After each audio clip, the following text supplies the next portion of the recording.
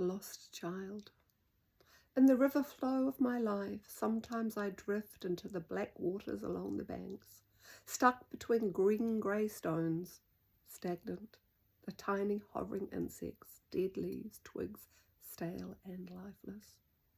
Shadows move, and the lost and lonely abused child crawls from deep within once more.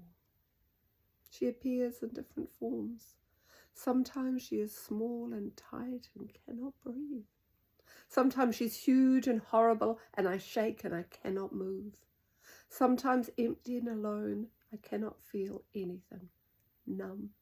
Sometimes she screams and rages, and I frighten the hell out of myself. Sometimes she's sad and young, and I rock her back to sleep. Sometimes stoic and hard, and I beat myself with it. Sometimes fragile, and she cracks, and I don't know what to do. Sometimes it's tedious, just plain tedious, and I want it to go away. Sometimes she cries tears of shame and loss. I sigh with relief.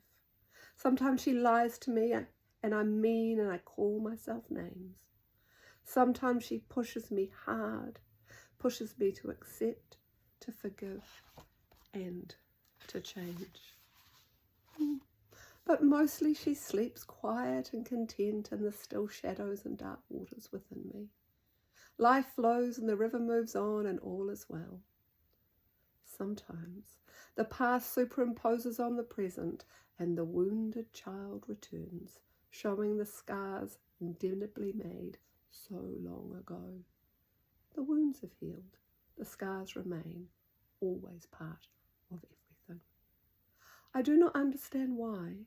All I know is that for some unfathomable reason, I need to go deep within to that child, to hold and to cradle, to sing and to soothe, to listen and reassure, to wade in and pull her out of the black water, the moving shadows, and reassure her on her way.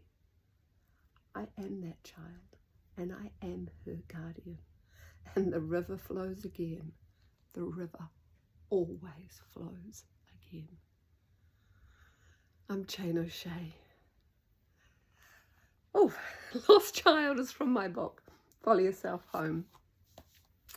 If you'd like to read or buy any of my books, on my website, on the purchase book page, you'll find the links. Thank you so much for listening, and enjoy the rest of your day.